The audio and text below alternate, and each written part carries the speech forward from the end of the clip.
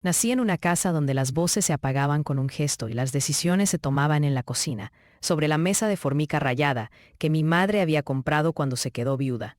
Siempre pensé que formar parte de una familia significaba un contrato tácito, cuidado mutuo, memoria compartida, la certeza de que al final alguien sostendría tus cosas cuando ya no pudieras. Me llamo Ana. Tengo 42 años, y mi vida antes de todo esto era una mezcla de rutina tranquila y pequeñas alegrías. Trabajo en una oficina municipal, los fines de semana de mercado, llamadas los domingos con mi madre para preguntar si había hecho falta algo, y visitas al taller del barrio para arreglar lo que se rompía. Mi hermano, David, y yo no éramos cercanos como imagina la gente. Éramos lo suficientemente cercanos para saber las cosas importantes, su risa, su mala memoria con las fechas.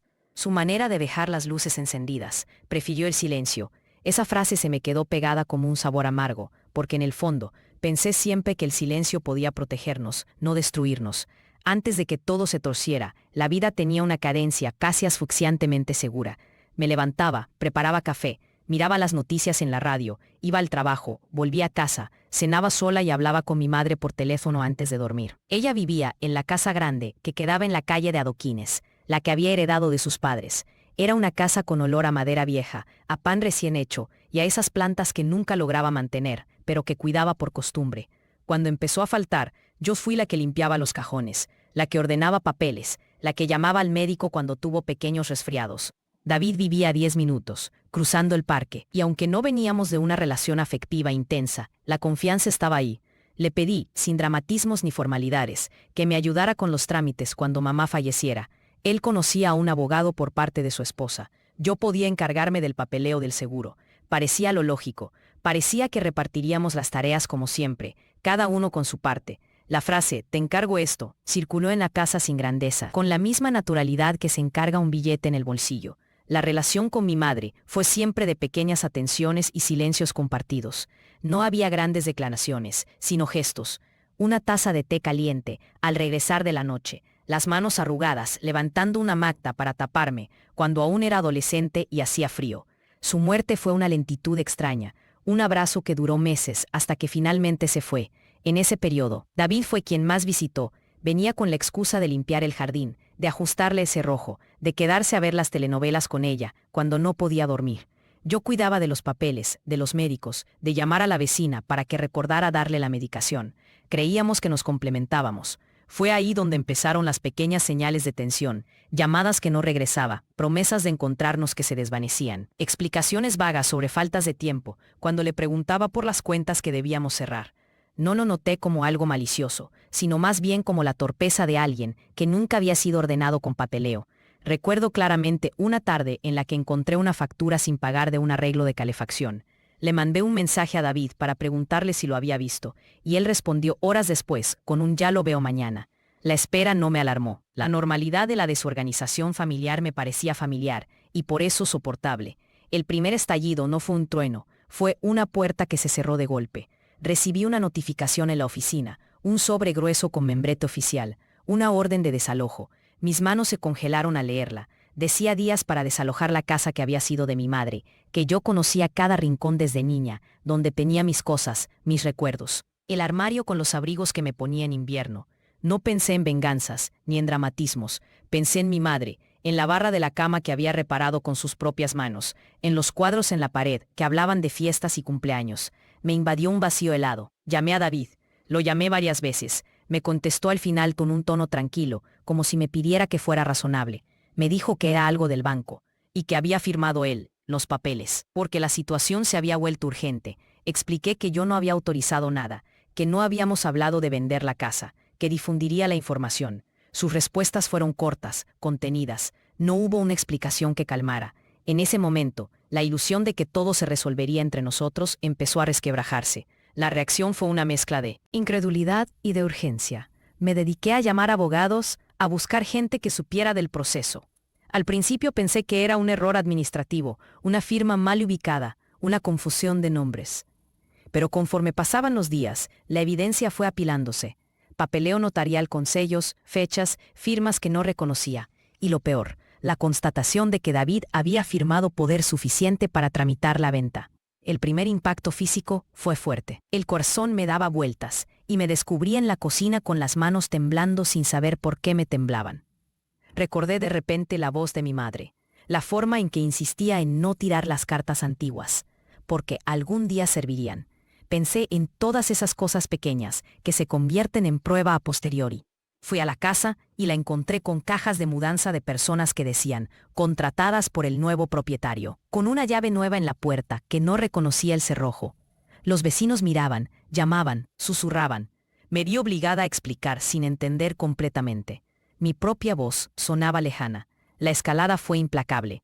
El rumor se extendió como una mancha de aceite, que yo había descuidado a mi madre, que la casa estaba en mal estado, que yo prefería la comodidad y había dejado que otros resolvieran las cosas.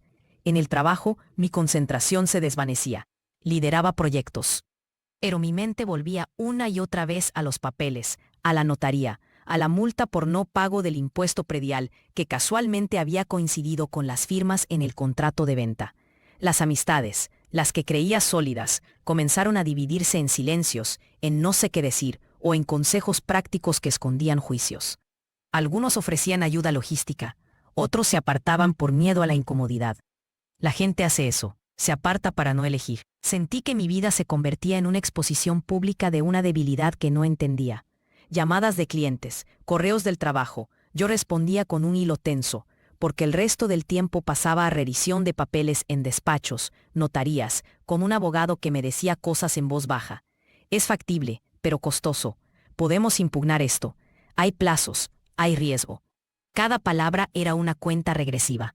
La presión económica se sumó a la emocional. Tuve que pagar para obtener copias oficiales, para que alguien dictaminara la autenticidad de firmas, para tener que presentar demandas. De la noche a la mañana, mi cuenta de ahorros empezó a menguar. Lo más doloroso fue la división del núcleo familiar. Mis otros parientes, tíos y primos, empezaron a tener opiniones y a situarse sin conocer todos los detalles. Algunos tomaron la postura de que David había actuado por necesidad, que la venta había salvado de mayores problemas económicos a la familia. Otros me llamaban para decirme que pensaran en cerrar el capítulo. Ese capítulo no quería cerrarlo sin entender. Yo quería hablar, no solo para recuperar un contrato, sino para entender por qué David había tomado la decisión sin consultarme. Busqué en mi memoria. ¿Había señales? ¿Había peligros económicos que él vio y yo no? Hubo momentos en que la rabia se mezclaba con la pena, y no sabía distinguir uno de otro. Fui a casa de David con carpetas bajo el brazo, con preguntas formales, con el temblor controlado de quien aún intenta negociar un territorio emocional. Él me miraba con ojos cansados, con esa expresión que siempre tuvo cuando algo lo superaba. Me dijo menos de lo que esperaba y más de lo que temía, que había firmado por teología, porque había un comprador que pagaría rápido y porque la casa necesitaba un arreglo que nosotros no podíamos costear. Me habló de cifras, de oportunidades, como si se tratara de un negocio, y no dijo nada de la traición que yo sentía. Fue como si hubiera borrado de un plumazo los años de cuidado conjunto. El mundo externo comenzó a reflejar mi fractura interna. Amigos que antes venían a tomar café y ahora lo hacían a distancia. El banco que pedía más documentos. El comprador que avanzaba pasos mientras yo buscaba respuestas. La presión social fue acompañada por un efecto silencioso en lo íntimo. No dormía. Los ojos me ardían. La lengua me sabe a metal. Mi cuerpo se volvió sospechoso ante cualquier ruido. Había noches en que me levantaba y recorría la casa vacía, tocando las paredes, buscando en el polvo algún rastro que me perteneciera. La cocina guardaba el aroma de los guisos de mi madre. Ahora solo quedaba una botella de aceite abierta, y la campana con una huella de grasa que no era mía. En la oficina, algunos compañeros empezaron a hablar de familia complicada, como si yo fuera un caso de estudio social. Un día, un colega me dijo que él también había pasado por algo parecido, y me contó una historia que a mí me sonó a consuelo barato. Lo que más costaba aceptar no eran los papeles, no era la casa, era aquel rostro que le pedí a alguien de la familia para que me sostuviera, me devolviera la frialdad de un contrato. Había intentado pensar en David como en una extensión de la casa, parte de ese patrimonio emocional, y ahora tenía que aceptar que él había actuado como si todo fuera susceptible de conversión en valor económico. Llegó un punto en que ya no pude sostener la proyección de ser fuerte por todos. Hubo una mañana, vivida con una claridad que todavía me hace daño recordar, en la que fui a la notaría, casi como quien va a un entierro. El ambiente olía a tinta, a papel, a ese desinfectante que siempre ponen en los lugares públicos. Pedí una copia simple de los documentos, y por una mezcla de trámite y suerte, terminé con algo distinto, una copia sellada de todo lo que se había firmado. Era como abrir una caja que contenía la decisión completa. Verlo fue como ver una fotografía de mí misma en un momento horrible. Mi nombre, el de mi madre, la dirección, la fecha y la firma de David con su apellido. El sello del notario parecía una sentencia pequeña. Mis manos la sostuvieron y se deshicieron en lágrimas que no fueron de enojo primero, sino de una tristeza profunda, antigua. No había justificación en esa hoja para la traición. Había una lista fría de fechas y compromisos, y una firma que había decidido por los demás. En el silencio de la sala me di cuenta de que no iba a poder seguir fingiendo que podíamos conversar sobre cualquier cosa. Esa copia me dio una evidencia, pero también un golpe que me dejó sin aire. Alguien había preferido el beneficio al lazo.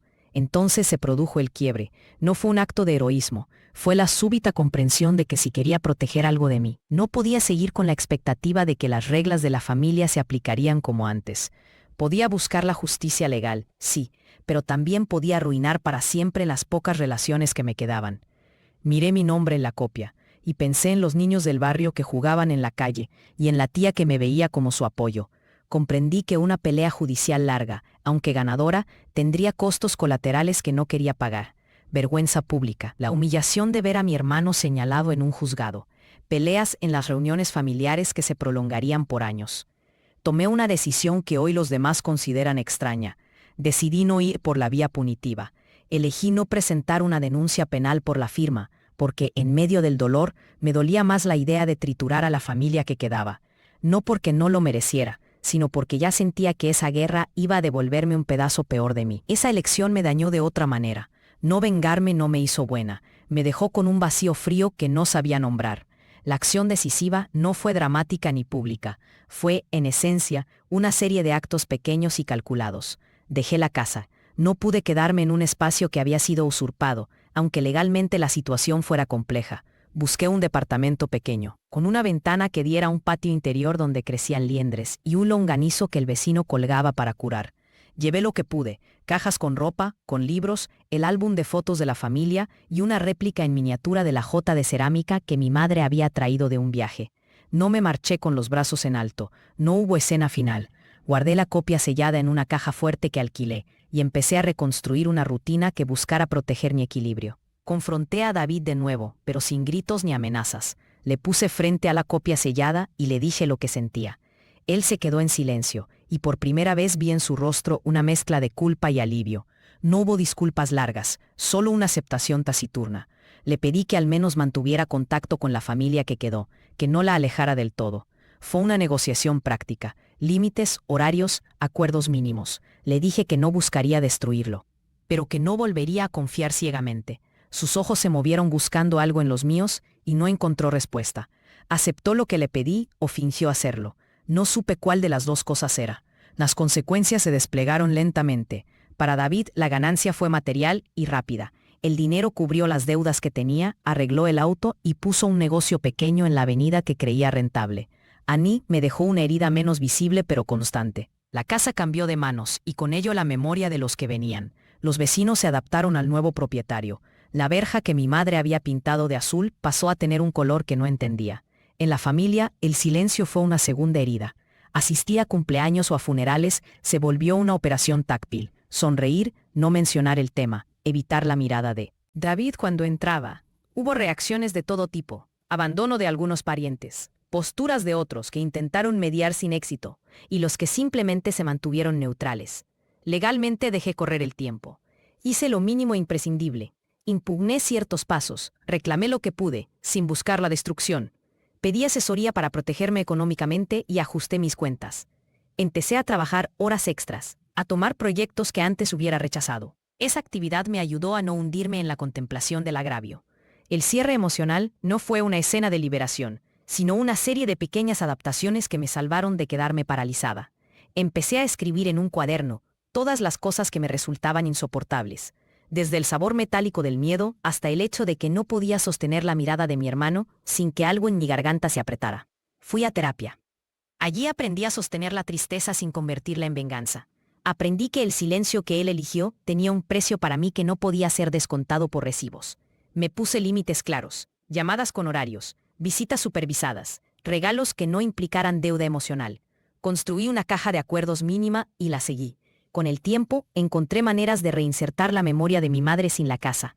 Un altar pequeño con fotos en el nuevo departamento. Una receta de guiso que cocino los domingos y que me devuelve a su cocina. Las reuniones familiares se volvieron tensas en ocasiones, especialmente cuando algún tema económico aparecía. Nadie se convirtió en héroe ni en villano definitivo. Fuimos un grupo de adultos tendiendo a lugares distintos. David y yo coexistimos con protocolos silenciosos que no eran elegantes, pero sí necesarios. A nivel social, hubo efectos colaterales que no había anticipado. Mi reputación se vio afectada por la versión de los hechos que circuló.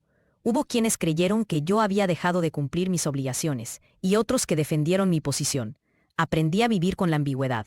Algunos de mis antiguos amigos se acercaron con pudor, otros ya no llamaban. En el trabajo, la productividad volvió lentamente, pero algo se había roto: la confianza en la estabilidad de mi vida. Emprendí una búsqueda de conexiones que no se basaran en sangre. Me uní a un grupo de lectura, participé en actividades comunitarias y encontré consuelo en personas que me escuchaban sin agendas. A nivel personal, me vi transformada. No era la misma que antes, pero tampoco una víctima perpetua. Había algo de ironía. El hecho de haber elegido no destruir a mi hermano me costó más emocionalmente que cualquier demanda. Esa decisión me dejó pagando un precio que no es económico. Aprendí a colocar mis límites como quien pone cercas en un jardín. Con cuidado, sin rencor añadido, pero firme. Hoy miro hacia atrás y entiendo que el silencio que él eligió dejó más que una casa vacía. Dejó un hueco en la manera en que me relaciono con el afecto. A veces me sorprende la facilidad con que vuelven los recuerdos. Una frase que decía mi madre: la risa de mi hermano cuando era niño. Otras veces, me golpea la realidad de que las decisiones, una firma, un gesto, pueden reconfigurar vidas. No hubo un final épico, ni una venganza consumada, ni una restitución milagrosa. Hubo pequeñas victorias cotidianas y pérdidas que siguen dolidas. Mantuve el álbum de fotos y la miniatura de cerámica en un estante donde puedo verlos, y eso me da una sensación de continuidad. Aprendí a no exigir a la familia una honestidad que algunos no estaban dispuestos a sostener, y a cuidar de mí misma con la misma dedicación con la que mi madre cuidó las plantitas que ahora no tengo. La herida no está curada, y no sé si lo estará alguna vez, pero he encontrado una forma de seguir respirando. A veces en las noches me detengo a pensar en las manos de mi hermano cuando firmó, y en lo que podría haber sido diferente si hubiéramos hablado más. Si hubiéramos nombrado las cosas concretas. Siento resentimiento y a la vez una especie de compasión amarga. La vida sigue. Recojo al gato del vecino, voy al mercado, visito la tumba de mi madre y le dejo un manojo de flores que sé que le gustaban. Hay días en los que me sorprendo riendo con soltura, y otros en los que el pecho se me aprieta cuando paso por la calle donde estuvo la casa. No busco consuelo en explicaciones grandilocuentes. Mi historia no es un llamado moral, es una narración de lo que sucede cuando la confianza se rompe. No me niego a la posibilidad de reconciliación, pero tampoco la busco a ciegas. He aprendido a protegerme, a decir no y a elegir con quién comparto la intimidad. El precio que pago emocionalmente permanece, pero con él he podido construir una vida que, aunque distinta, es mía. Y eso, por ahora, es suficiente para levantarme cada mañana.